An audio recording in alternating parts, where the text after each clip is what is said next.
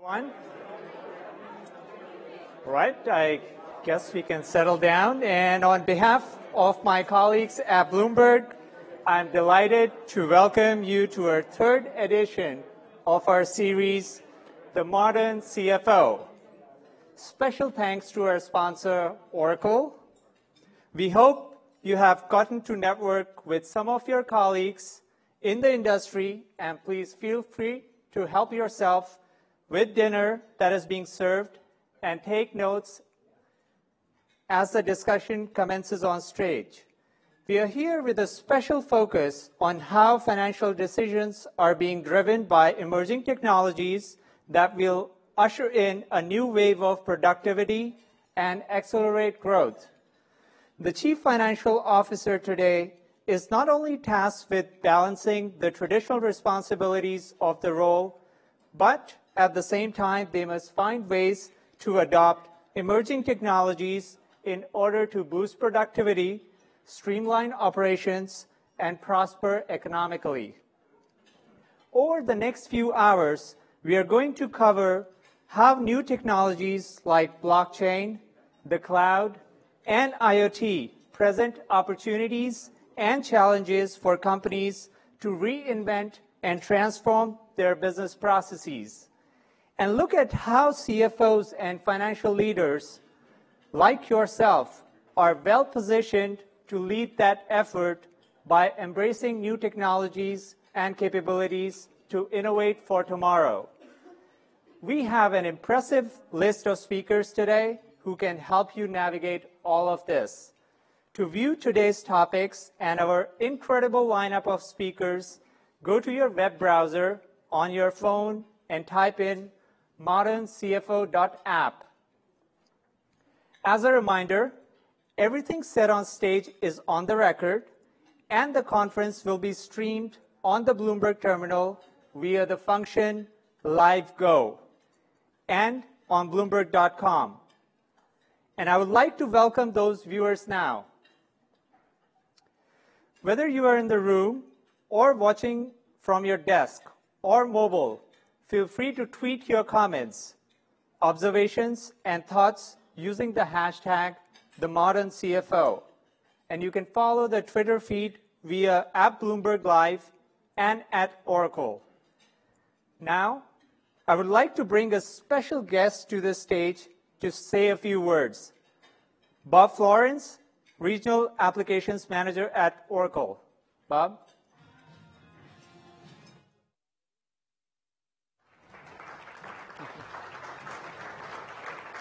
Thank you, Mandeep.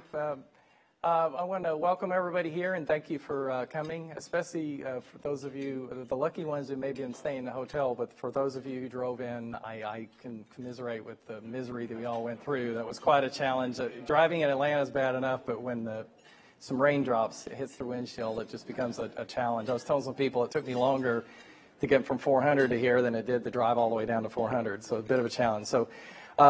I'm excited to be here, especially with the partnership that we have with Bloomberg. Our CEO, Mark Hurd, actually kind of started this initiative. He said he wanted to partner with companies like Bloomberg to go out and start having these types of sessions, and I believe this is the third of a number of ones that we're going to be having. We have some other ones coming up around the country in the coming months.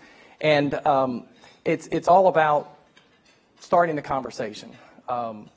It was just mentioned a minute ago that this is, if you look at the agenda, it's talking about emerging technologies, and you heard some of the different technologies that were mentioned, blockchain, Internet of Things, artificial intelligence, machine learning, all these types of things. And typically, when I see that on an agenda and I come to an event like this, it's really full of CIOs and CTOs, not CFOs, but that's really changed quite a bit.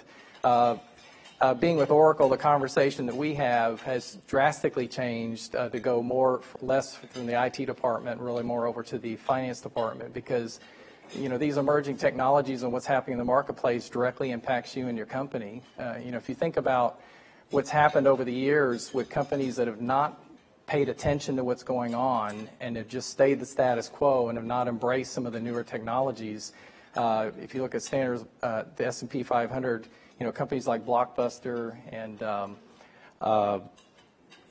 Kodak and some of the other companies, they're not on there anymore, and companies we never even heard of just all of a sudden show up out of nowhere, and that all has to do with the disruption that they did in the marketplace. And they were able to do that because of these new technologies that exist. I remember the days when I've been around long enough to where computing technologies was primarily the back office, and then it moved to where it touched your customers, and now it's literally on every device and every person who lives in the United States. And the ability for them to switch from company to company has changed drastically as well. With this change in these technologies, as I mentioned before, it's good to have the discussion.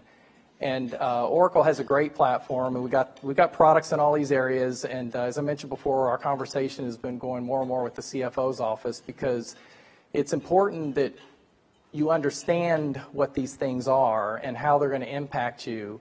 And it's important to understand how they work together. And if you think these are emerging, coming technologies, that's not true. They're already here today. And a lot of people have these products, and you're going to have a lot of people knocking on your doors. But one of the challenges is to say, okay, how do I adopt these technologies within my company and actually achieve goals that make sense, improve productivity within the company, and actually be able to do digital transformation and all the buzzwords that you hear out there, and to accomplish that. And so one of the things we like to do is to have the conversation with customers and help them, guide them through that journey and educate them so that they can make informed decisions. One of the most common things that I see, because I get a chance, in my position, I get a chance to talk with a lot of CFOs, and one of the most common things that I run into is you go and talk to a CFO and they say, well, I spent tens of millions of dollars or millions of dollars or whatever putting in my current ERP system, and then shortly after I put it in, we need to make some changes, and I go back and I talk to the IT department, and they say it's too painful, we got to leave it alone, it's working, don't touch it, leave it alone. And then so what you end up doing is you start building all these spreadsheets and outside processes outside that, and so your productivity just went through, down to the floor. You're kind of going in the opposite direction. And so with these new emerging technologies, particularly some of the cloud computing models, the SaaS products we have out there, as well as these additional technologies, that was one of the design criteria, was to stop that from happening. I mean, putting these systems in should not take an act of Congress to make that happen. It should be easy to put in, and it should definitely be agile, so that when you want to make business processes changes, and so you can adapt to your marketplace and to your competition, that it's fairly easy to do, and you're not going to have to spend more money than you spent to try to put the system in. So anyway, so as I mentioned before, we're excited to be here, and I know you're going to have a chance to hear from a number of your peers in the industry about some of the adoption that they may be taking or whatever.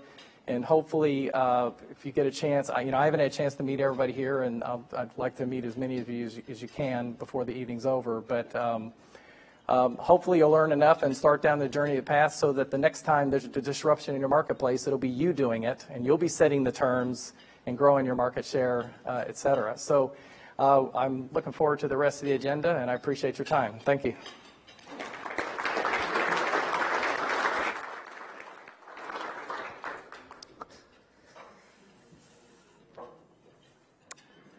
Thank you, Bob.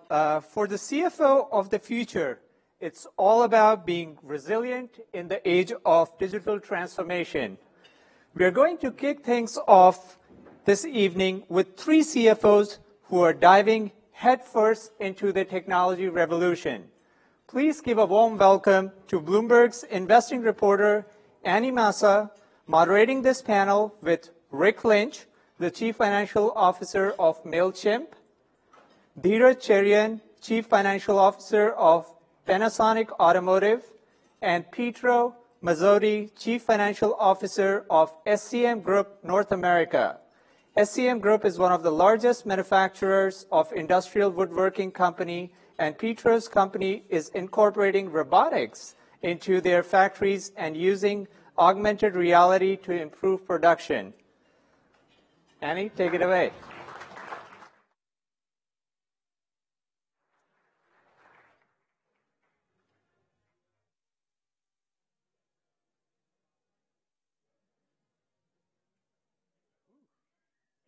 So much for joining us. So as Mandeep mentioned, we have some CFOs from a cross-section of industries, and we're going to talk about how to balance the CFO role and technology. So I want to just kick it off by asking how you incorporate new technologies into your business, and what are some effective technologies that you've incorporated recently that you can share? Rick, do you want to start us off? Sure. Thank you, and good evening. First, just context about MailChimp. MailChimp is an Atlanta-based company. We are a leading marketing platform for SMBs around the world. We probably have tens of millions of users. It is a global company. We'll send 1 billion emails a day. So I guess you'd call us a digital native. So we are a tech company, and so we see all species of technologies, and we have very sophisticated people that deal with that. When it trickles down to finance, I would say that in general our finance team is relatively tech savvy, and the biggest impact that I would want to communicate to folks is that we're seeing is the need for data science. So our finance team, it's not even the technology, which is what you asked, but the real issue for us is how to deal with it, and how we have massive amounts of data. We have tools that we can use, but we need sophistication on our team to be able to deal with that. And so we have now data science people on our team. If we attack a complex problem, say with pricing, we don't attack it with CPAs or even, Wharton MBAs that are quantitative. It's math people. It's, generally data science, but I mean, these people are, trained in statistics. They have PhDs in math and computer science. And, now we're morphing into that almost. And I'll just give you an example. We have, I was counseling one of my staff and an analyst and asking her about her professional development, what she was going to train. And I used to hear things like, well, I want to go to a conference and learn about revenue recognition or something like that. But now, the response I got, pretty typical, GAAP accounting. But, now the response is, I think I'm going to take a 12-week boot camp in data science at Georgia Tech. And so as we're seeing that in our company, I have to believe it's going to permeate to other companies in the future. So that data wrangling ability is becoming more important at all levels of the company, basically. Absolutely. The ability to query databases, do the statistics, make sense of it all with visualization. I'm not saying that we are data scientists, but we're getting better at it, and we do a lot of it, in the finance department today. Sure. Dheeraj, what would you say to what new technologies you've incorporated recently? So I think for Panasonic Automotive, and again, a little context is important. We're the largest tier one, automotive technologies companies globally. So everything you see in your car, your IVI, some part of the sensing, your V2X, which is vehicle to infrastructure, technologies. We incorporate that, we build on that, and we develop a lot of the new tech as well. So for us, we live technology, and accounting and finance, for the most part, we're just part of that wave, and we're trying to, incorporate more of the requirements. So a big part of our manufacturing and our development is Internet of Things, big data, right? The artificial intelligence usually goes into the equipment and into software. Really can't tie that too much into the finance. Just like, Rick, as you mentioned, data science is important. We're getting there. We're not all there yet. And our team's, improving because just catching up with technology as it, takes on the world, the markets demand it. We have to keep up with, as you said, accounting is important. Revenue recognition is important because we need to know how much money we're making at the end of the day and just not develop things. But ensuring our people are more tech savvy, really to understand what are they being told by our operations, by our developers, and our engineers, and how much of that do we filter down and say, well, that makes sense, that's what goes on the books, right? Or to be able to argue the fact that, well, maybe I can't take revenue on that, or maybe you need to think about how much cash flow you're going to put around it. But you can't talk engineering until you know what their technology is. So getting them more engaged with the operations, that's been a big part of what we've been doing. And so again, we're seeing this technology permeating different levels of the business. Yes. And Pietro, is that true on the manufacturing end as well at SCM? Absolutely. Thanks for having here. I represent SCM Group SPA and SCM Group USA. So we are one of the largest, if not the largest company in the world when it comes to manufacturing and distributing equipment for the woodworking industries.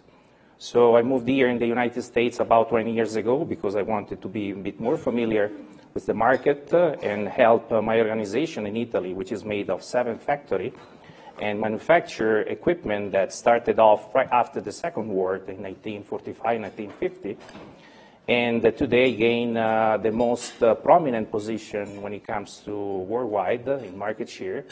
And we sell technology. Now, these days, the market is divided between like the lower end type of industry, where we try to push and introduce the CNC type of technology, while on the upper end of the market, now robotics, Internet of Things application plays a major role these days.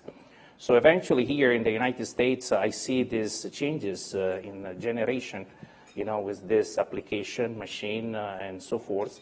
So we try eventually to serve our customer at best. We put the customer at the center of the project, eventually, and the data science, incorporating data, eventually to improve the quality of the service to the customer. How the technology plays this day the role? Well, we need to be prepared, and we need to be ready to upgrade to the next level of the technology. So that's the main goal with the company. So that's it. That's eventually what we do here and what we try to gain in the marketplace. And when you mention the Internet of Things, is that a technology that you think has fully developed to be useful to you already? Well, as a matter of fact, that we have in-house software team, software and application and robotics. The Internet of Things help this day to troubleshooting, remotely and try to reduce and be promptness with the response to the customer within the 24 hours. That's our major goal. That would help also my department, finance, to gain eventually the opportunity to respond to the customer and, to generate our stream of income, because these days, we know that selling product doesn't generate much of the profit, while instead the real cash cow of the company is selling services and create opportunity out there. So that's it. That's eventually what we're doing with the company as right now. I want to flip it around now, because I think that we can all relate to technologies that are overhyped in our own industries. So I want to ask our panelists, are there technologies that for your industry you consider to be overheated, or they're being talked about but they're just not there yet? What are the overhyped technologies in your own industries? Maybe we can start with Dheeraj for this one. Sure. For our industry, a lot of it, people talk about blockchain, and the first thing that comes to mind is how it can link, tag, and do what it, you can pretty much audit your activities. But blockchain is good for a financial company, financial services company, because they have the volume, they have a fair set of standards and a high level of audit requirements. For a technology / industrial company, that may not work because we're not necessarily auditing every component that goes onto a line, right? Unless it's a safety product. And then you got to get value, because the volumes are very different because the checks and balances happen on the line and afterwards when you have completed and go through the quality testing. So I'd say that is one technology that I have not seen or wanted to adopt outright, even though it's a great technology. It's just not for my industry or for my company. Right. So while we've seen blockchain's applications in various financial applications, it's not necessarily going to be a fit for every industry while it's being touted in a lot of different places. Pietro, how about you? Well, I come from a very traditional industry, so in this case, blockchain doesn't play a major role in our industry. I'm sure that is a great application, as we said right here, but right now we are still, nowhere when it comes to this sort of application. So it doesn't really apply in my manufacturing industry as much as it would apply in other industry, I would say. And stay tuned, because we will be discussing blockchain for financial applications after this. I saw a few of you smirking. And Rick, how about you? Sure. I guess you can't have this discussion without mentioning AI and machine learning. Sure. So I'll take that one. So it's interesting. I have a different spin on this.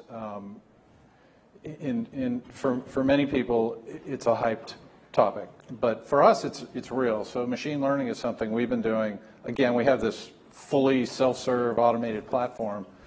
So a lot of automation is inherent in the core to what we do. We've been doing machine learning for quite a while. We just have never called it that. Smart algorithms that teach themselves things so they get better is a big part of what we do. I think so I don't actually think that's hype. That's real. That is today. The hype aspect of it is what we see is everybody we work with is trying to call themselves an AI company now. How do you distinguish between the people who are doing real AI and those who are saying that they're applying it? Yeah, and I'm not the most technical, but my way of understanding it is machine learning is sort of a core, very purpose-driven, task-driven, data models that get more intelligent by virtue of processing a lot of transactions. They get smarter over time. AI is a much bigger, longer-term thing. It's almost like human intelligence. So we're not certainly doing much of that. Maybe only Google is and some of the other bigger companies.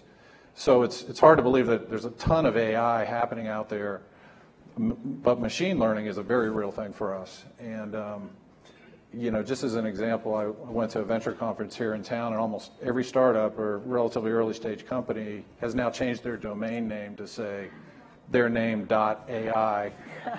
and so that's where I see the hype of it, is right. Everybody seems to be under pressure to say that they're in the AI game, and there's very few companies that really are. But for those companies, they can always just buy the domain to make it look that way. I guess, yeah. So for each of you, what do you do to get up to speed quickly on a new technology? Because it seems like there are so many different types of technologies that come through now that you might have to quickly educate yourself in. So in your own experience, what do you do to quickly kind of get up to speed and learn about a new technology? Pietro, why don't you just start us off on that one?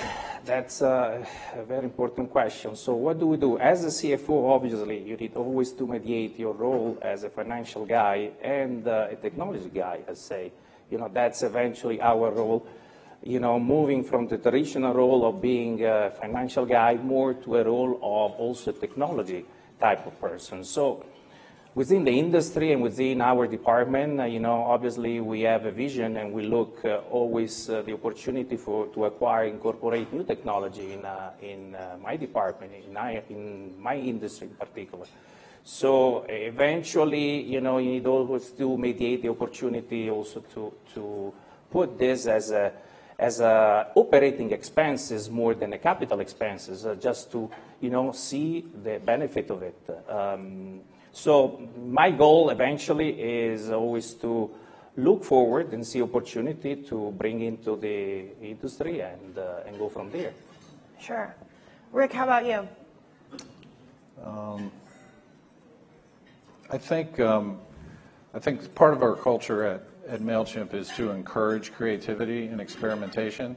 And so, we more naturally, I think, are early adopters of things, but to a degree, we experiment quite a bit, and particularly in the finance team, we just happen to have, our entire team is pretty tech savvy, as I said. They tend to be very on top of the latest technologies, and they are great tinkerers and experimenters, and we do encourage that. We have a concept at the company called a parts bin, where we encourage people to build things, even our serious tech, sides of the house, and we may not need it today, but we could use it tomorrow. So that's a big part of our culture, and particularly in finance, we have a good team that experiments with technology that impacts us. An example of that is years ago we implemented a new GL, and we couldn't get the purchase order function to work, and it was going to take 6 months to fix a workflow or get it customized, and we just resigned ourselves to the fact that we're going to have to walk purchase orders around kind of old school. And within a couple of days, I got called in an office, and my team had built something using a form technology and another technology that converted things to, that could log things, and then almost like a DocuSign thing. So we were able to go to a link, people could automatically approve things, and it basically worked. Wow. And they did this themselves, which is pretty amazing. So it's the kind of thing that we encourage. It is part of the culture. And what kinds of resources do you give employees to make sure that they feel that they're able to build and experiment in that way? I think the biggest resource is a little bit of time. Sure. When I found them doing that, of course, I asked myself, you obviously don't have enough to do. How'd you do this? But, again, the whole company is very technical, so they're willing to work together. So we have no shortage of talent and resources, and the ability of the teams to work together. So some folks on our engineering staff, they helped them a little bit with this, and they were willing to do that. So it's more the cooperating, collaboration that's part of the environment that is the key resource, I think. Right. And Dheeraj, what do you do when you're trying to get up to speed quickly on a new technology or educate yourself? Finance is never the early adopters. Right, that's true. We stand back and watch, but what really helps our company is, we're very, upfront. We're out there, pioneers in the technology side of things. So we bring in a lot of people who are young, who have ideas, who are trying to be on the cutting edge of, developing things. Of course, a lot of it is experimentation, right? We get people from Georgia Tech and other, really high-level tech universities. And when my team works with them, they want to be, talking the same language, when they interact with them. It's not just, hey, I'm in finance, knock on the door, I may let you in, but, there's a lot of interaction there as well. But given that, one of the areas for us is that we have factories that build actual products, but also the software that goes on it. And we're working more towards that connected, touchless factories. So a lot of that, data that comes in, we need to understand. And it's not a matter of, is that design right, but how is that feeding into to the vendor? How many weeks out do they need to start planning the shipments? How do we get EDIs from the customer? And what kind of parts need to go on to what products, placement times, things like that. Those are being actually calculated, and on a regular basis. And we're somewhat manual at this point in time because we're getting the data, but not fully integrated into the system. But it's important for them to continuously understand, how these things are interacting, because, it's not an entry into the system to say or book, cost or revenue. It's really understanding when is that activity going to happen? What's that cost related to it? What's that impact to the department, as they go into spend and say, hey, I need X million dollars to develop something, and you just go there. And what would you say are the key factors that you would be gauging when you're looking at whether or not you should be incorporating a new technology? Well, first off, one of the things I am a little cautious, a little bit, is not be on the list, say, B2. I have that technology on there, right? Don't just jump in It is because not everyone else necessary. is. It's not a social fact that we have to say we're on there. But it's also, you don't want to be too far behind on things, because if you don't, your business will drive you to it, and you don't want to be rushing to something that you're not capable of. But definitely, as Rick said, give the people or your people the ability to look into technology, learn about it, experiment a little bit around it, not really develop something new on their own. My team are great, but they're not engineers. But it is important to give them that capability and that ability to go out and look at technology and learn on it. And maybe a little bit of budget to go with it. Absolutely, a little budget can't hurt. How is technology for each of you helping you get a leg up on competitors in your industry? Rick, you want to take that first? Sure. Again, as a technology company, obviously we're constantly trying to leverage it. That's the water you're swimming in. For advantage. There's a couple of elements of this, and it really ties into what's been said here is using data smartly and maximizing the ability to do automation, using some of that machine learning. A good example is MailChimp's sort of famous for having a very large freemium offering.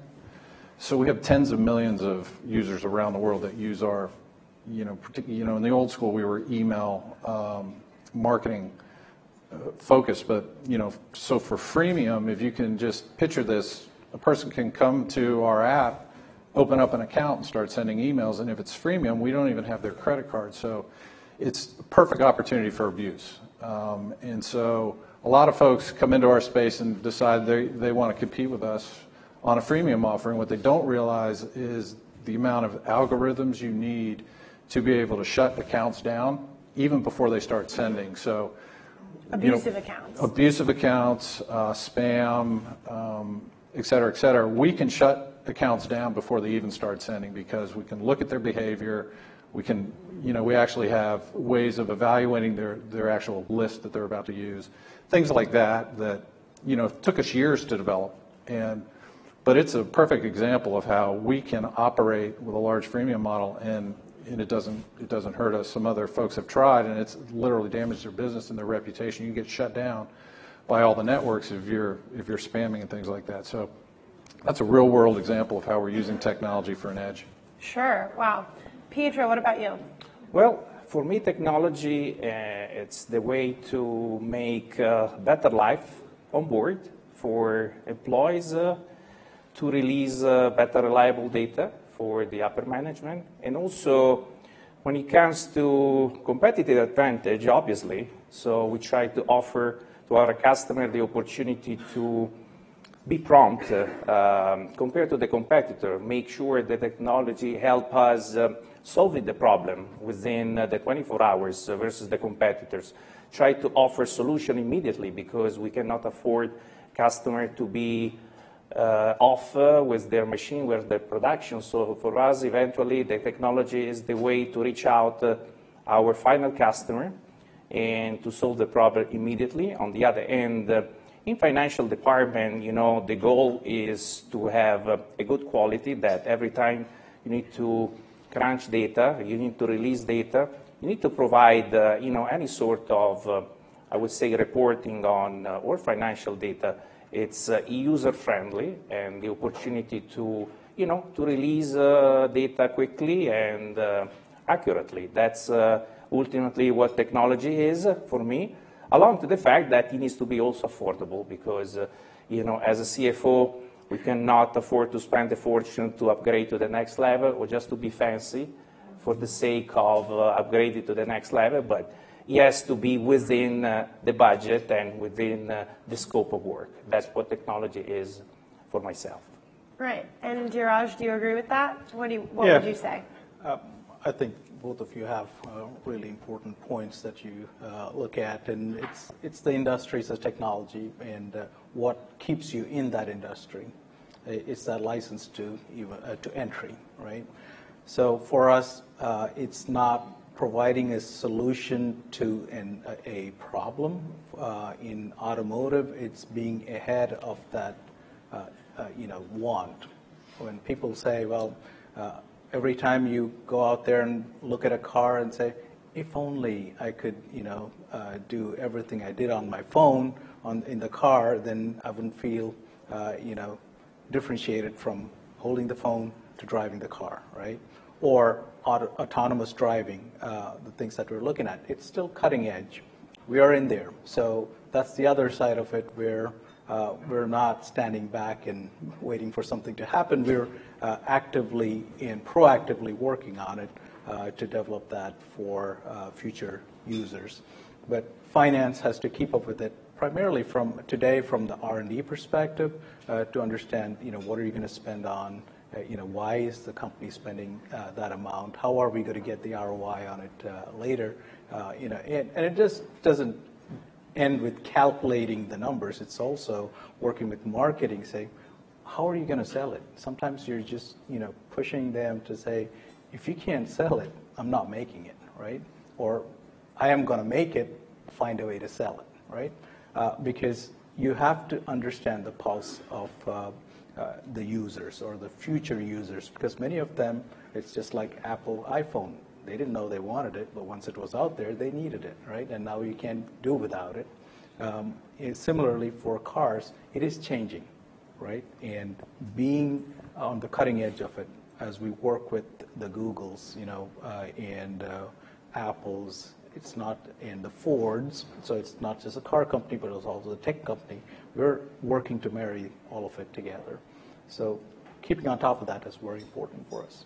Yeah, and I think one of the key takeaways here is there's just such a delicate balance that you have to strike as a CFO today between not only the financial angle, but also all of these evolving technologies and balancing, both the balance sheet and keeping up with the times.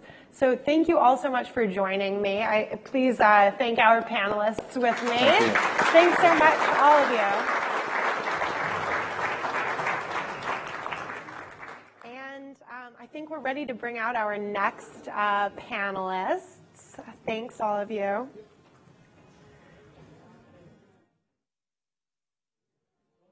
So our next panel is going to focus on blockchain technology, which we talked about a little bit on the previous discussion.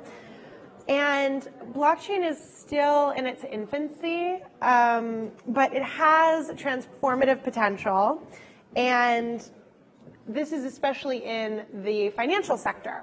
So settlement processes can take days in finance, and after a trade is made, capital can be tied up for a couple of days. So to fix that, Wall Street has been experimenting with blockchain technology, distributed ledgers, and various uses for them. So I'd love to welcome my panel here. I have John McEwen, CFO for Brightwell, which is a fintech company that helps global workers get paid and manage and send money. And Susan Cosgrove, who's CFO of the Depository Trust and Clearing Corporation, which has one of the most realistic blockchain projects out there today, I would say, to keep track of $11 trillion in financial transactions. So, John and Susan, thanks for being here. I wanted to ask you both, just so we can get up to speed quickly on both of your industries, what are the most promising potential applications for blockchain for each of your industries, and how might it apply? So, John, let's start with you. Sure. Thanks again for having me and having us the panel, and thanks for everyone here being here. I've been sitting over there for about 30 minutes, and I don't think anyone's taken a drink, so at least just relax. But yeah, come on, everybody. So we are a we are a don't be shy. we are a cross-border remittance company. Basically, we work in the maritime industry, specifically in the cruise industry. So if you can imagine a worker that's working for, say, Carnival Cruise Lines, they're getting paid, they're putting it onto our platform, and our platform enables them to remit money cross borders overseas, whether it's to a bank account, whether it's to a cash payout location or they can actually take money off the ATM. When you're talking about blockchain, it's a very powerful technology. We'll talk a little bit more about that, but it's a powerful technology when you think about the settlement process. When you're remitting money cross borders, it's very complex. You're dealing with huge amounts of transactions, and that time lag in which all the money is being sent to a bank, to overseas, that takes quite a bit of time. Blockchain, as well as cryptocurrencies, I mean, there are theories out there, and we've heard a ton of them, and we'll get into that as well, that really that entire process could be improved greatly through a blockchain technology. The actual sending of money so that you don't have to have your cash tied up. That's correct. Wow. That's correct. And then the back-end settlement process where you're reconciling all the accounts going back and forth across seas. Right. So this back end is where DTCC really dwells, right, Susan? So can you tell us a little bit about what DTCC does and how blockchain is applicable? Sure. So nice to be here. Thanks, everybody.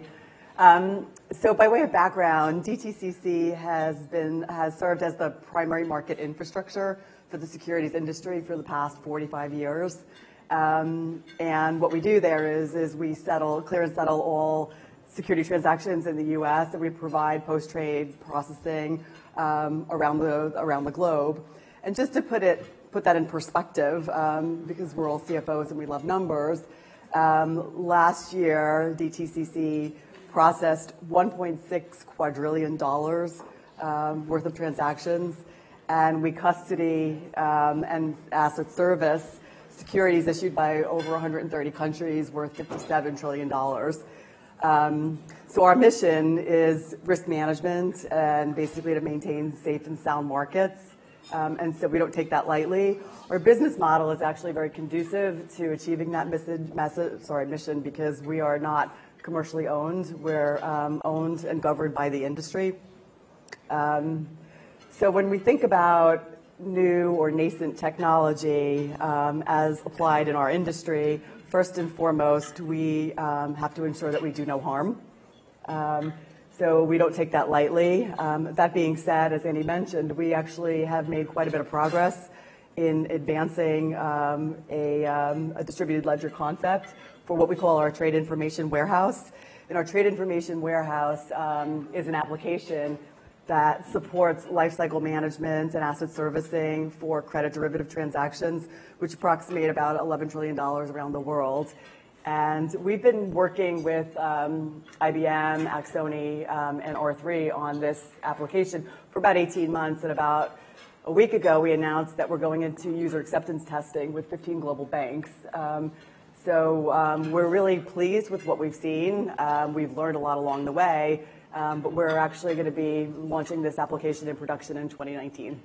So that's some real progress and an actual step. How long did it take to develop this, and when did you first start looking at blockchain for this particular use? So we started looking at blockchain about 3 years ago, and 3 years ago, I think for everybody, it was really just kind of a theory, and for us, it's actually turned into a real use. What we did is we didn't want to start with our riskiest securities clearance business, so Probably smart. Probably smart. Yes. Do no harm is that first and foremost. Exactly. So we picked an application that we needed to replatform anyway, that was had a very stable data model, and that had a finite set of banks that we work with that really wanted to do some experimentation in this space anyway. So that's how we selected the Trade Information Warehouse. And Rick, and John, what about you? What would you say in terms of how long you've been looking at blockchain technology? So I think that it's been we're a fintech company here in Atlanta. You have the likes of Cabbage and all these other fintech companies here, and there's a great push to accept these types of things. And I think that we've always looked at it, and as it relates to our users of our system, right now we're kind of looking at it with kind of an arm's distance, and it's really on kind of with our partners and how they're utilizing the technology. And when you get into kind of the nuances of blockchain and kind of all of its uses, I mean, it's really reliant on, this person, that person over there, and everyone having a piece of the blockchain, if you will. And right now, as we've discussed up here, is that you have to take your stakeholders in mind and our crew members, and really kind of think about this whole process, because at the end of the day, they want their money. They want to have the confidence that it's there. That's what we provide them. We provide that on our system that enables them to remit monies back home, and we're not going to mess that up by going haphazardly into a technology that hasn't really, been fully vetted, if you will, over time. And so we continue to look at it. We evaluate it. We absolutely see the benefits of what the technology could do, but haven't really kind of got headlong into it. Do your crew members also see the benefits, and what kinds of things do they ask for when it comes to blockchain, if anything? So it's funny, I was part of a SaaS company that did time and attendance, and we got this question all the time about, well, will people get away from time clocks? And you're still talking about people that, some of the people that, they can't read and write, and as it relates to our crew members, they're just thankful to have cash in their hand. We're still trying to get crew members off ATMs. And so to have the ability to put, cash in their family's hands, which is kind of what they're trying to do. They're trying to support.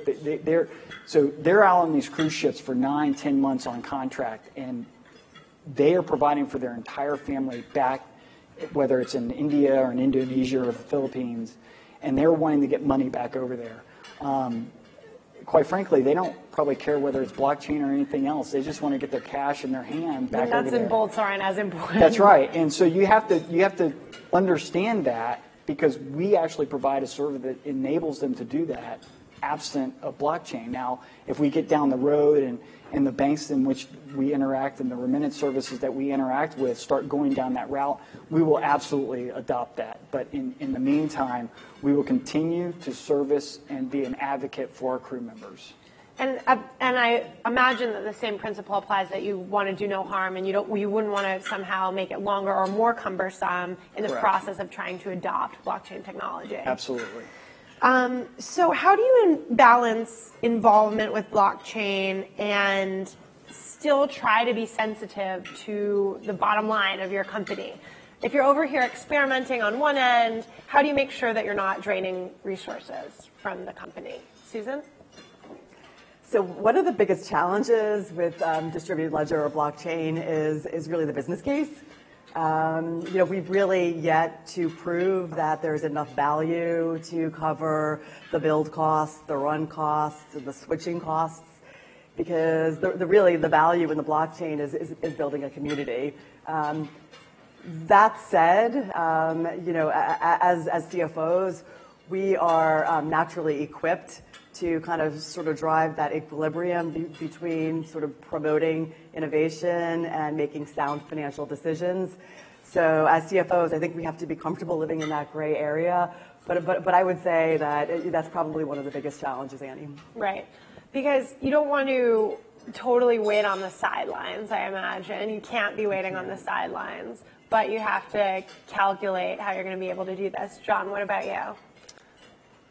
I've always believed that the CFO has a fiduciary responsibility to each of its stakeholders, whether it's investors, employees, senior leadership, and that I've always believed that the CFO is, if not next to the CEO, the leader of the organization. We're the confluence of where all information runs through, and from back end, from budgets to the forward-looking aspect of the company, and by trade, I'm a CPA, and I take that very seriously, and that, we are the cornerstone of trust within our department, within the company, to our external stakeholders, to our customers, and that has to emulate. And so, therefore, you have to go into each decision with a thoughtful nature on the decisions that you actually make. And beyond this question of cost, what are the other biggest challenges of implementing blockchain for you guys? Either one. John, maybe you can start. So when you think about a new technology and the cost in which that everything would look like, especially as it relates to a blockchain, you have to think about the whole ecosystem. And when you're thinking about a blockchain as it relates to our business, you're taking on other people into that kind of ecosystem that you don't necessarily know, and your value system has to match the value system of the person across from you. And so those are costs that you can't, sure, there's a cost, there's an IT cost, there's a compliance cost, and you get into that, and that cost begins to grow. But you don't know what the cost could be. You can't necessarily predict what the cost would be if you make the wrong decision. So therefore, you have to weigh that based off of everything else going on around you. There's always this careful calculation, step by step. Correct. Susan, what would you say? So I would definitely say confidence, and this is something that that we're building, and it's going to take some time because we need to really get a high degree of confidence with respect to resiliency and redundancy. One of the things is that internally or for your customers and clients? Internally and externally, both. So system-wide. One of the things that I probably would have said was the biggest challenge is, if you asked me this question months ago, would be scalability. But recently we actually completed a test because the equity markets in the U.S. are so robust and there's so much volume that goes through them. We actually completed a scalability test, and we proved that the technology could actually process a little bit over 6,000 transactions per second for 5 straight hours, which is comparable to what we see in the equity markets. So that being said, that's really positive from our perspective, but it's really just a starting point. So scalability is still probably one of the concerns, I would say. And what would be better about the way that the system is currently functioning versus implementing blockchain in the equity markets, for example? Well, when most people think about blockchain, they think about public chains. And so one of the things that when we implement and build distributed ledger, it's in a permissioned or a private blockchain. So you have to be authorized to participate on the blockchain, and you've got a lot more control then with respect to scalability and all the things that we talked about. And so that's kind of a big thing for us. Sure. And so for the outside world, what would you say is the most misunderstood aspect of blockchain technology? I know that that's a term that's bandied about so much. If you had to explain it to someone, what would you say? Cryptocurrencies are the same thing as blockchain. I think that's a great one. Yeah.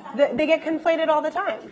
Yeah, I mean, basically it's the technology that allow the rails, if you will. If you think about MasterCard and Visa, those are the rails. Cryptocurrencies are simply riding on the blockchain technology. It's this whole concept that you can have a stored value that you can transmit it across borders at the same stored value. That's a whole nother conversation about the value of cryptocurrencies and what it does.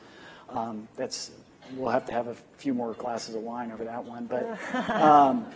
But yeah, the technology in and of itself is pretty powerful. I mean, as we were talking about, if you have a private blockchain and it's for things, people talk about smart contracts and the ability to kind of move information around and speed those types of, kind of internal processes out. It has a lot of value. And could you just highlight for anyone who might not be familiar with the smart contract concept, how that differs?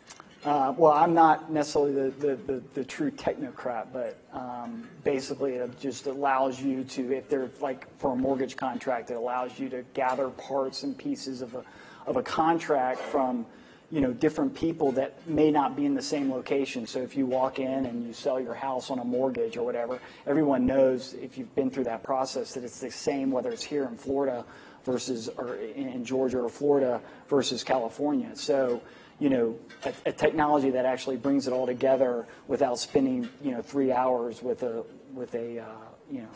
attorney, then there's value added in all that. But when you're talking about millions and millions and millions of transactions going cross borders that actually relates to dollars being transmitted, and the confidence that the Filipino that's working on Carnival Cruise Lines in the middle of the Atlantic can get their money back to the Philippines to their money. It's a whole other ballgame. Yeah. Susan, what about you?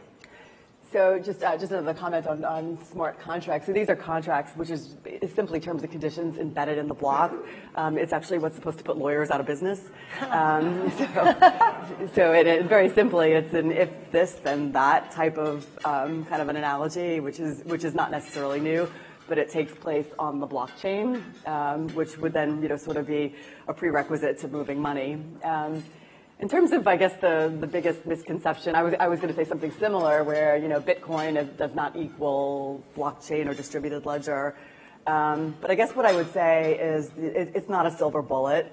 So, we're evaluating this on a case-by-case basis. As I said, we've picked sort of a pocket of the market to start with, and it's going to be a big learning experience, and it's going to require a community to actually really achieve the value that that is expected of this technology. And the other thing that I would say is it really requires strong governance. Yeah, and I think that's such a smart point about blockchain not being a silver bullet. I think that we're in a cycle right now where it's applied to so many things, or its potential is touted in so many arenas, when if you step back, you say, well, why do you need to have a decentralized database for that? Like, why couldn't you just have a centralized database for that? I think what Susan just said is an important point. Yeah. It needs to be governed. Yeah. The whole point of blockchain and cryptocurrencies is that it's not. To Which me, is why you have this tension between the two communities, that's right. right? It's crazy. I think, counterintuitively, in some aspects, cryptocurrencies and blockchain would be even more regulated, just because everyone wants to. We all know about the government. You got one ledger, you're sharing it with someone else. You don't. If people are naive if they don't think the government and regulatory are going to want to have a piece of that blockchain. So I think that this is how the Wall Street comes into some friction with the libertarian, crypto true believers, and those two factions of blockchain. It's just out there. Finally, in terms of the outside world, what kinds of pressures do you receive, if any, for focusing on blockchain? Is there incoming, inbound interest in what you're doing with blockchain? Susan, you want to kick that one off? Sure. Externally, we get a lot of pressure from our clients, frankly, because they look to DTCC to be a thought leader and to kind of roll this out into the community. We can sort of deploy nodes and let banks kind of take nodes and attach into our blockchain. So we get pressure from our customers to actually take a leadership role, find a way to kind of create the sandbox and advance this. So as I said, we've been working on a distributed ledger for the trade information warehouse for 18 months now, and probably within 6 months we'll be in production. But even from there, our clients are going to be pushing us further to do more and more with that ledger, which, by the way, does incorporate smart contracts and is also in the cloud. So there's a lot going on there. But the pressure comes from our clients, actually, to move the dial. Yeah, definitely. John? Yeah, so we're asked all the time. Our investors ask us about this. When you're in the fintech world, everyone believes that, or at least the MO is that, you're on the forefront of everything and pushing all the limits. And, sometimes you have to just take a step back and take a break and just kind of look at it from what makes sense and justify your position. It's not like we're saying that it's a bad technology or it's just so early to tell. And when you talk about the serious nature of moving money across borders and with anyone, you're going to take that seriously, and you should. Absolutely. That usually kind of calms them down a little bit. Yeah. So I think Brightwell and DTCC are both great examples of how blockchain technology is having some real applications already developing. But as you can see, there are definitely some tricky considerations in the process. Thank you both so much for joining us. Thanks, guys. Thank you, Anna. All right, thank you. Hopefully we did all right. Yeah.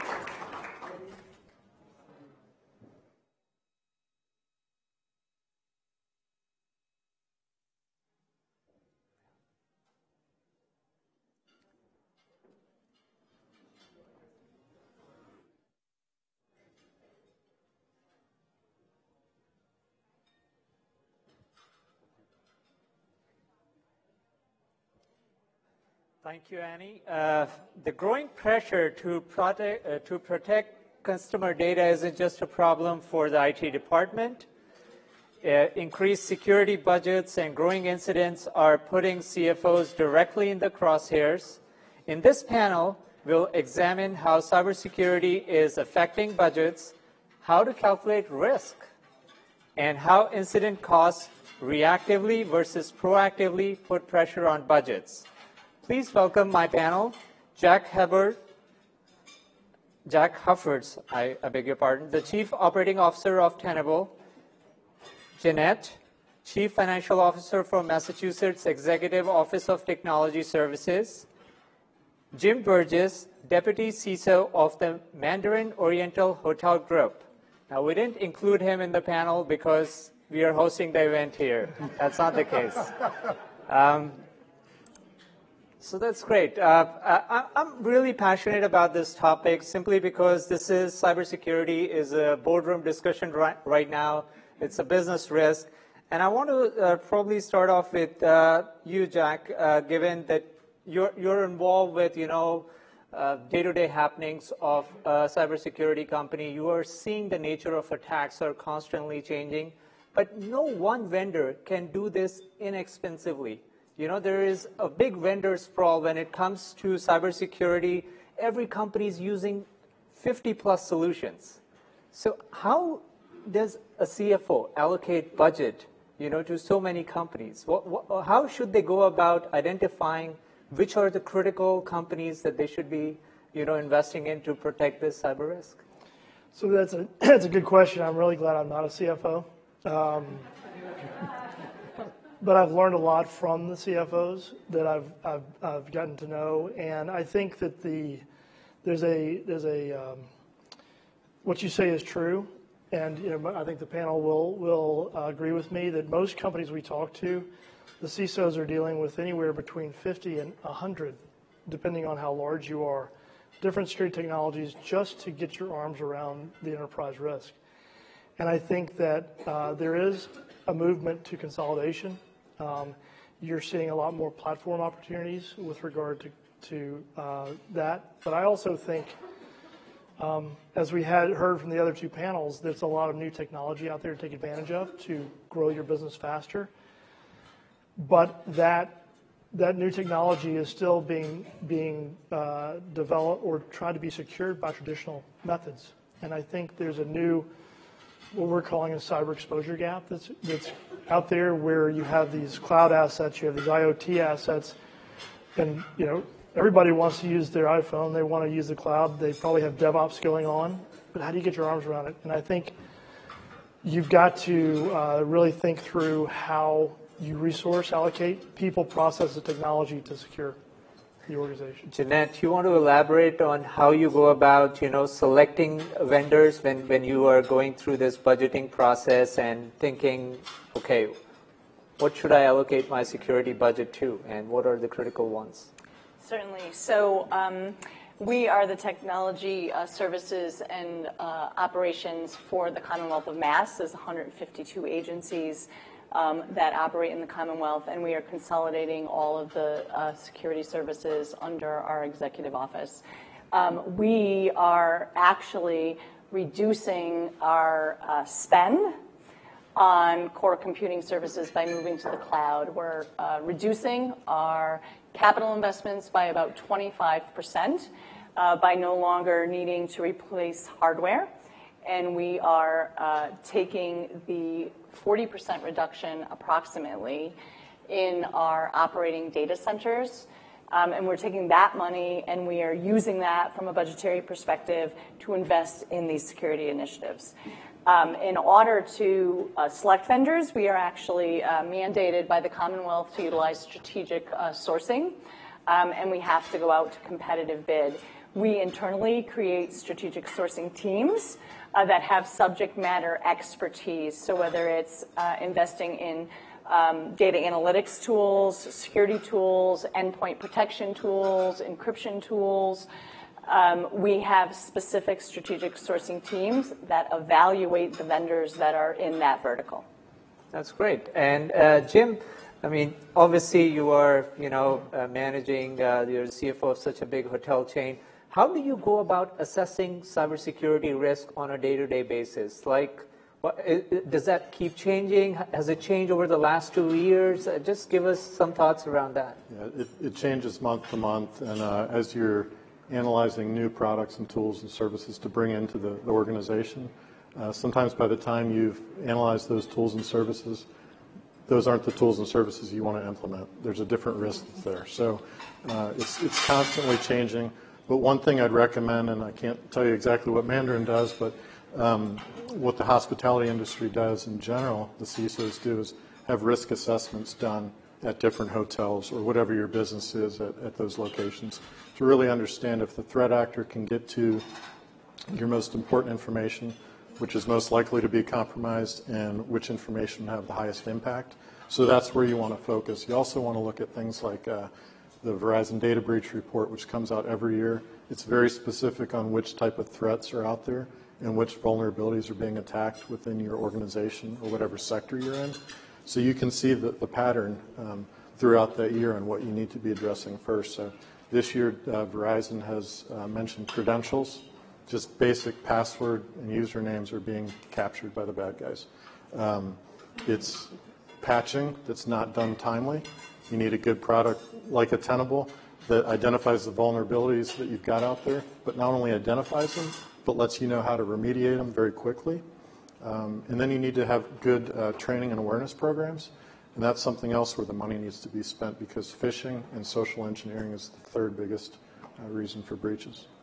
That makes a lot of sense. So again, in terms of your allocation, and you don't have to get into the specifics, but do you see a change in how you were allocating, let's say, a portion of your security budget to firewalls or identity management, or so are there new areas that have come about in the last maybe 1 year or 2 years that you're finding new budget for? Sure. A couple of years ago, ransomware hit lots of different companies, and the city of Atlanta just recently, unfortunately, and there's still an uptick in that. So spending money on good backup programs, making sure you've got your backups in order, they're tested on a regular basis in case you're hit with ransomware. Another big kind of buzzword, next-gen firewalls have come out recently, the last 2 years. But if you look at the Verizon data breach report and some of the other literature in the market, protecting the endpoints and protecting your credentials with multi-factor authentication is most important. So if you look at the risks and those vulnerabilities that are identified in the threat assessments at your companies, that's where you need to focus on spending the money. And the other thing is, Gartner came out saying about 5.6% of the IT spend is on security and compliance. If you're in that range between 4 and 7%, or if you're on the sweet spot at 5.6%, doesn't necessarily mean that you're spending the money the way it should be spent. So reevaluate that. If you're the CFO and you see that your company is spending 10 or 12%, don't assume that you're all set in the security space. That money might be spent in the wrong areas.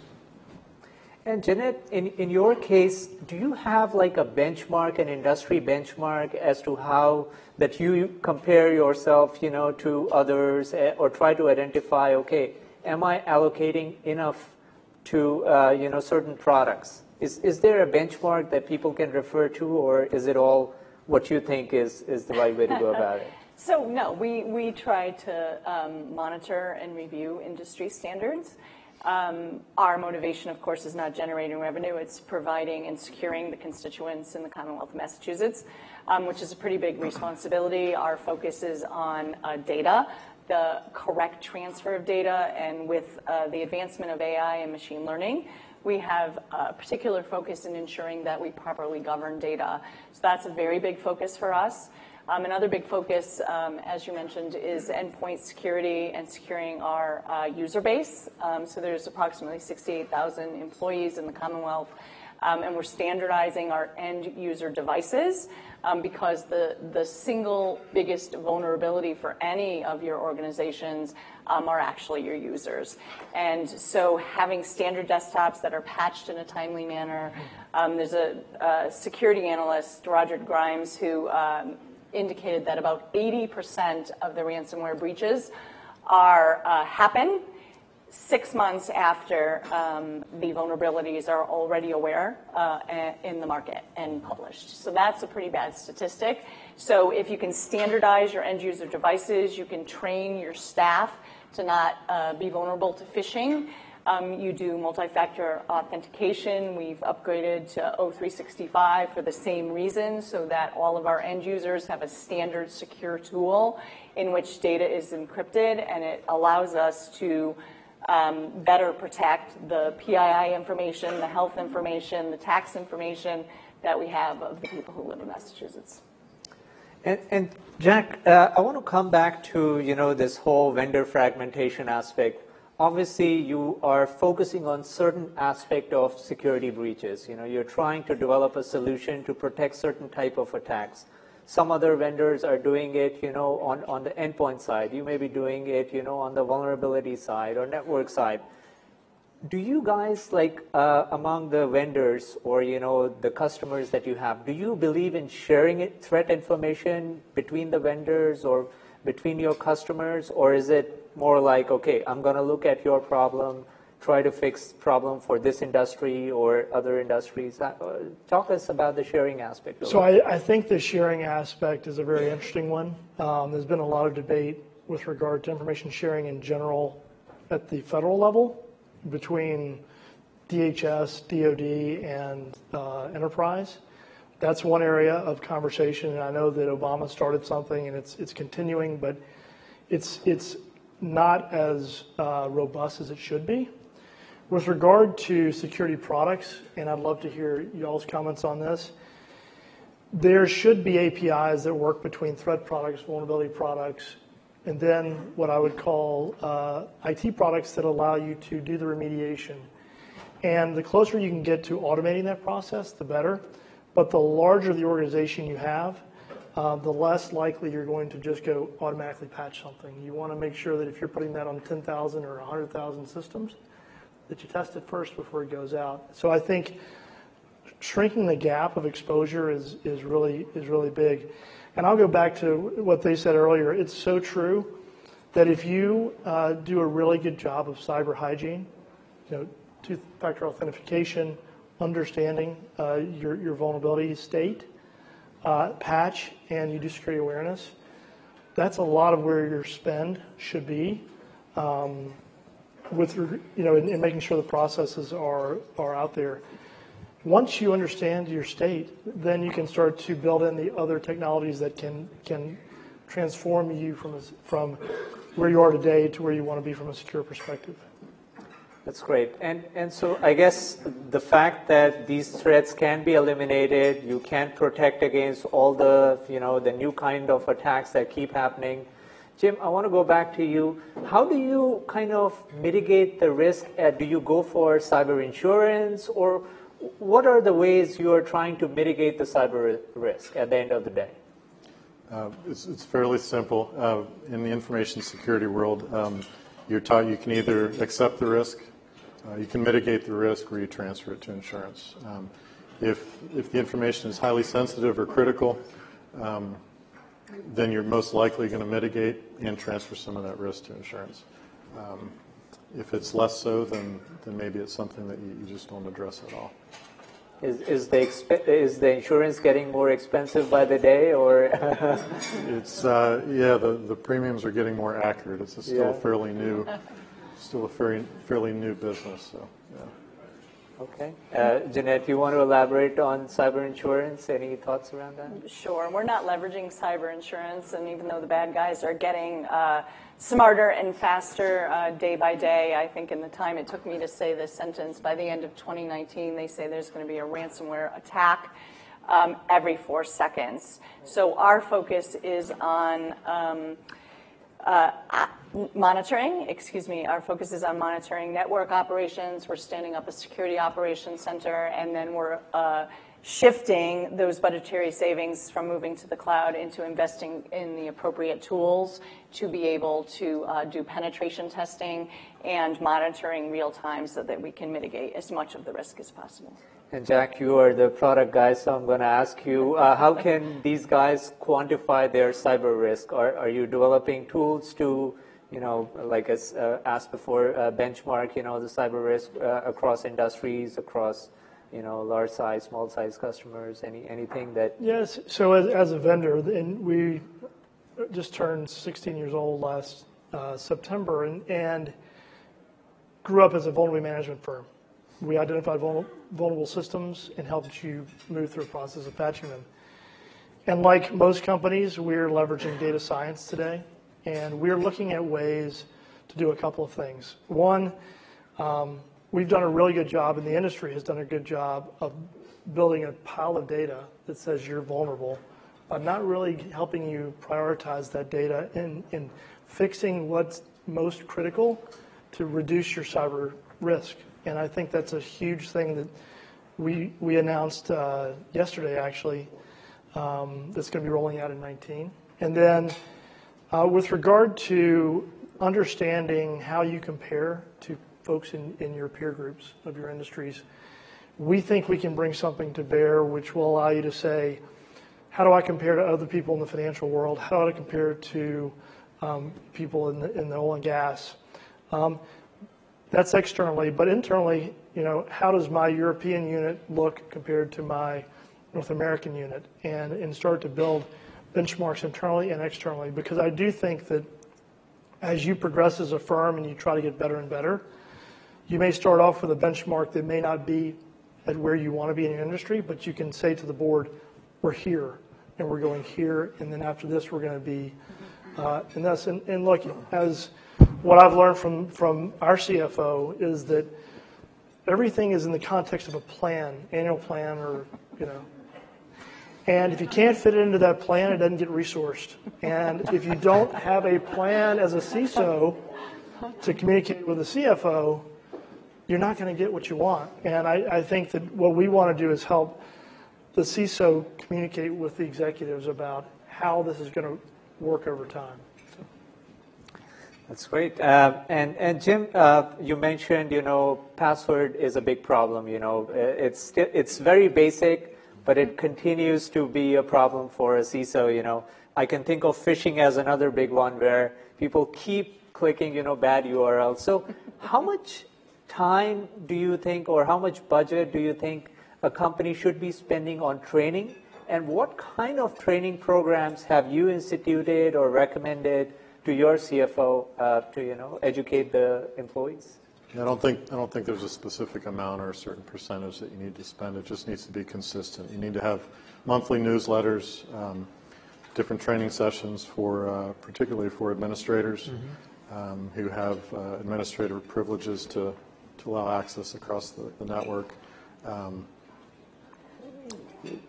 Training sessions, newsletters, and just constant awareness, phishing exercises that are done by outside firms, as well as they call it vishing, which is voice social engineering to try to gain access to your network. All of that needs to be done and repetitive. Jeanette, you want to talk about training as well? Sure. We actually, so our plan is a 2-year plan of consolidating the one network, securing our endpoints, and a big component of it is training our staff. And we have invested quite a bit of our budget for this fiscal year in training, in videos, in self-education. And I think you're right. The key is consistency. So there is a roadmap. There's a training roadmap so that there are constant reminders for the staff to execute those trainings. And so, Jack, coming back to how we can, mitigate this problem using smarter, I guess, products, and is cloud something that is a panacea in this case, or a better network architecture? that a company should be thinking about to mitigate cyber risk? I think you've got to rethink what your enterprise looks like, because it doesn't look like it did 10 years ago. You have things that are going to be on-prem that you're never going to move to the cloud. You have things that you're doing in the cloud that you're probably going to move over time. We're going to be in a hybrid world for quite a while, probably the next decade. But I do think the cloud is going to bring a lot more capability on the cyber side that will allow folks to be more secure. But it also brings to bear a lot of technologies you may have heard of, DevOps. Private cloud, public cloud, there's a lot of different, instantations of how you want to deploy the cloud. And even if you're in the cloud, you have to also have the right configurations. You've got to put the right applications. You've got to test those. You've got to, your costs can skyrocket if you don't mind understand what's out there. So I guess, we heard AI quite a bit in the previous panel. Data science is being talked about quite a bit. Just this whole aspect of gathering more data.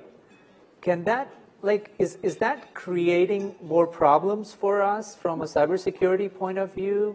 Or can that help solve the problem as well, capturing more data?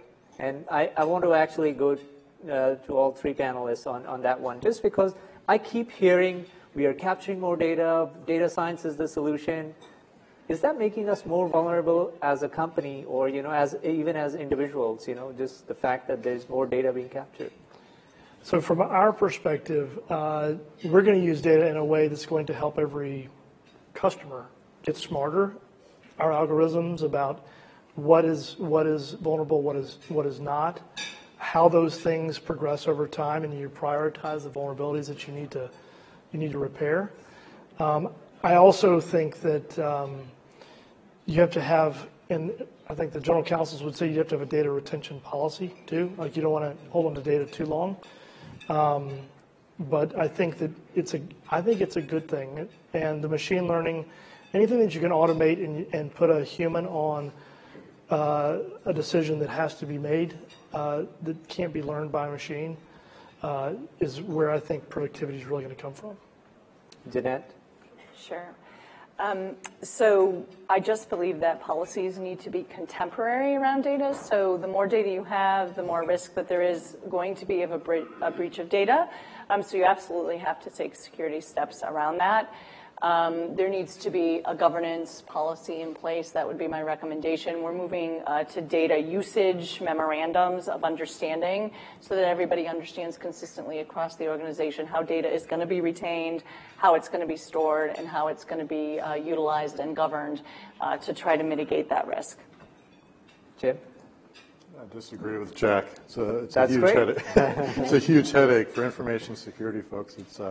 It's just more to protect with the same amount of people, same amount of tools, and it's more complex with compliance like GDPR and some of the state regulations that have come to bear. So, yeah, unless it's a security operations center where you're getting a lot of threat feeds, producing artificial intelligence to stop the malware, more data is more headache to me. Yeah. Yep. So I guess in terms of, again, going back to how do you manage this vendor fragmentation, the fact that there will be a new attack tomorrow, and then there won't be a cookie cutter solution around it. So you will have to find a new vendor who's helping you tackle that kind of threat. Do you allocate budget to that just because it is a risk, you know about it? You can't just let it be like that, you have to do something about it. Are you able to find extra budget for that new type of attack that you read in the newspaper, or your a peer is telling you, or you cut somewhere and then you allocate it to something new? What's the general thought process like? It's more of a shift of budget. You're not just getting truckloads of money backed up to you, as most of these CFOs know. So, yeah, it's usually a shift of money, whether it's a shift from next-gen firewalls to multi-factor authentication to it just depends on the newest and greatest threats that are showing up. And how do you keep yourself apprised of the newest and greatest threats out there? Industry organizations such as InfraGard, which is based The FBI sponsors that. ISSA, for myself, it's a CISO forum within the hospitality industry.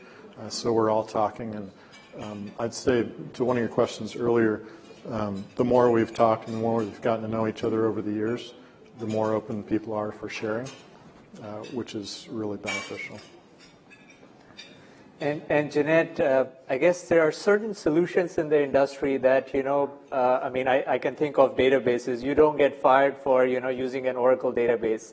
Are there any other solutions in security that, you probably have to use that you won't get fired if you're using that, even if there is a hack, just because it's a standard, and everybody is using it out there? I think the space is moving so quickly and the vendors are migrating into the space so quickly that I'm not sure actually those types of gold standard exist yet. It's advancing so quickly. Okay. Just to give you a frame of reference, there are 4,000 startups in the cybersecurity world. I would say probably 3,500 of them are features parading as companies that should be part of today's product sets. So it's very hard as a buyer of technology. I can't imagine walking through as a CISO or a CFO and everybody says the same thing. Who you choose is very difficult.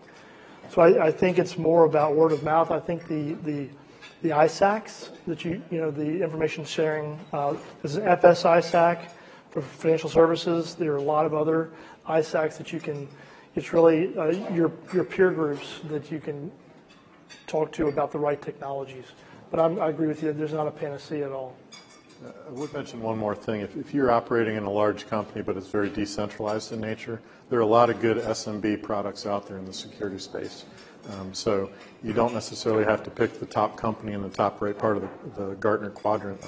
There are a lot of challenger type companies that are half the price that some of the big players are, where you don't need all the bells and whistles. So as a CFO, I challenge my information security group to go back and look at some of the other products that are available. And so I guess just on that point, how much time do you spend evaluating different products? And has that time gone up?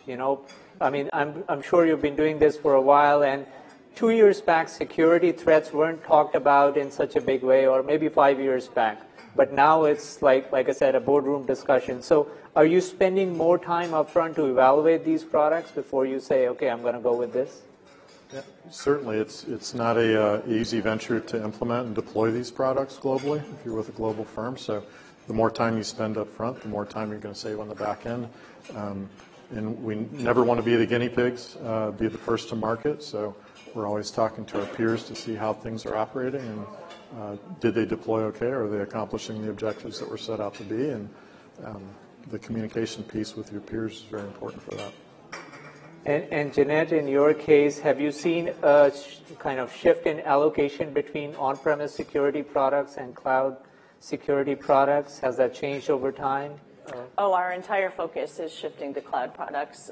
Automatically, things in the cloud are more secure. They provide that. They're in the business of providing security. So we have a significant effort of migrating applications to the cloud, and most of the solutions we select are cloud products. Great. And Jack, from your perspective, do you see a steady upsell in your customer base when you are able to retain a customer? Do you see the spend go up from that customer because they are using your product more effectively, or they're adding more seats? How do customers kind of commit to your product for the long term? So as a company, we've focused on medium and large enterprise, which means that we're less of a transactional sale and more of a what I would call relationship. So it's more about understanding where Jim and Jeanette would want to take their plan over time and build a program that allows them to buy the technology, implement the technology, and continue to evolve it. And I think that, it's not only our technology, but it's also the technology you've already spent money on that you want to integrate and get the most out of a broader solution. So whether you're connecting it back to ticketing systems to get remediations done, or you're bringing in threat data from other places, you want to make sure that all works well and to the plan. So. And really quick, rapid fire, what keeps you up at night, Jim? From a CISO perspective. From a CISO perspective. Wow, nice question to wrap it up. From a CISO perspective, yeah. We'll go with something information security related.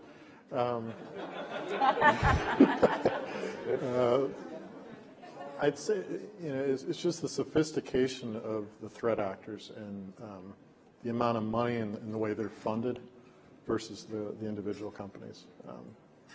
You just know that, well, most companies know that no matter how much money you spend to protect your environment, if somebody wanted to access your data, they're going to. Yeah, so I mean, that's kind of disheartening, and especially when you go to the meetings at InfraGard and you listen to some of the FBI agents talk about the new threats that are out there. You just got to shake your head, and you almost leave depressed at times because it seems like an uphill battle, but it's a fascinating field and a fun one. Jeanette, you? Data breach, for sure. The actors out there, to your point, are getting more sophisticated. What used to be hackers were, 16-year-olds that were having fun and could prove that they hacked. And people are sophisticated now. They're actually well-funded. They have backing, and they want to steal your data, and they want to get your information, and they want to get money. So that's what keeps me up. And for you, Jack, the product guy? We recently went public this summer, and what fascinated me was that when we were broadening our board, and the law firm sent over, you set up the committees, your nom-gov, your compensation, and your audit committee, and in all of the charters, nothing was there about cyber risk, and there's people are not thinking, and being a cyber company, we made the conscious choice to think about what committee would that fall under, and I think that governance and this world of the boards looking like, am I secure or not, there needs to be oversight, especially for the public companies out there, and I think that's one of the things that concern me. I think, yes, a data breach is huge, and it would be devastating for, a security vendor. But I do think that there's hope on as long as you keep your cyber hygiene, there's less to worry about if you're patching and configuring things correctly. Great. Unfortunately, that's all the time we had. I want to thank our panelists. And yeah.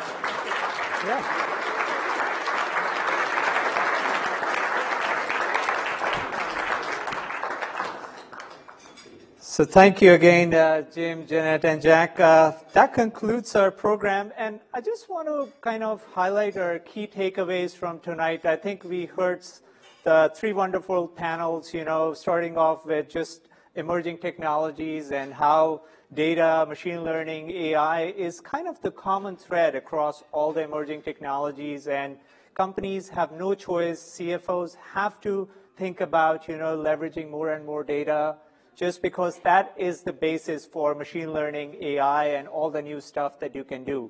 And the second panel where we discussed blockchain, I think there are some concerns about the use cases, but suffice to say that, we are at a point where the technology is quite mature, the use cases will evolve, and I think in due course of time, once the banking industry kind of integrates blockchain, you're going to see more use cases come out of it. And finally, I think cybersecurity, I am convinced, the security spending will continue to go up. More of the IT budgets have to be allocated to cybersecurity simply because if data is your key, asset out there for everything, you have to spend money on protecting it. And the fact that the cyber attacks are getting more and more sophisticated, you have no choice but to, allocate money to some of these newer products out there.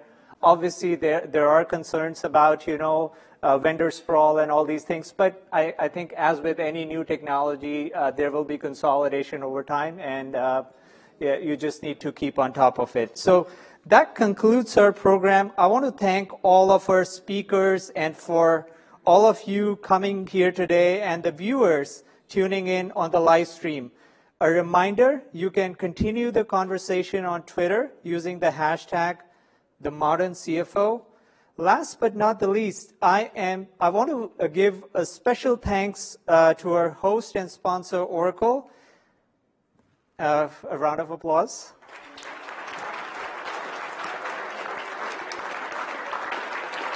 And now you have plenty of time to network before you have to head off. Please join us and enjoy the rest of your evening. Thank you.